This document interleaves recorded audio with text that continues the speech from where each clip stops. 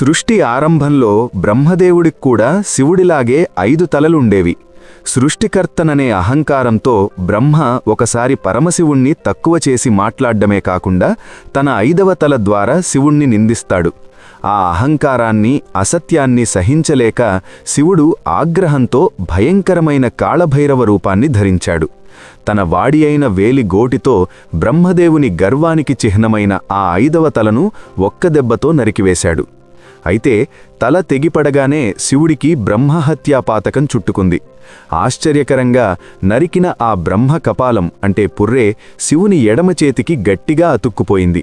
శివుడు దానిని వదిలించుకోవడానికి ఎంత ప్రయత్నించినా అది వదలకుండా చేతికి అతుక్కునే ఉండిపోయింది.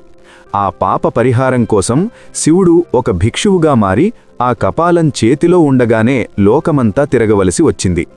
శివుడు కపాలధారిగా ఊరూరా తిరుగుతూ భిక్షాటన చేశాడు. కాని విచిత్రమేమిటంటే లోకంలో ఎవ్వరూ ఎన్ని పదార్థాలు వేసినా ఆ కపాలం మాత్రం నిండేది కాదు. అది నిండితేనే శివుని చెయ్యి వదులుతుందని శాపం. అలా యుగాల తరబడి తిరుగుతూ చివరకు పరమ పవిత్రమైన కాశీక్షేత్రానికి చేరుకున్నాడు. అక్కడ జగన్మాత పార్వతీదేవి అన్నపూర్ణగా అవతరించి ఉంది. శివుడు ఆమె ముందు నిలబడి భిక్ష అడగగా అన్నపూర్ణమ్మ తన అమృత హస్తాలతో ఆ కపాలంలో భిక్ష వేసింది. అప్పటివరకు లోకమంతా వేసినా నిండని ఆ కపాలం అమ్మవారు వేసిన ఒక్క మెతుకుతో పూర్తిగా నిండిపోయింది. ఆ క్షణమే ఆ బ్రహ్మకపాలం శివుని చెయ్యి వదిలి నేలపై పడింది. అలా శివుడు బ్రహ్మహత్యాపాటకం నుండి విముక్తి పొంది కాశీ విశ్వేశ్వరుడిగా వెలిశాడు. అందుకే కాశీలో ఇప్పటికీ ఆ ప్రదేశాన్ని కపాల మోచన తీర్థం అని పిలుస్తారు.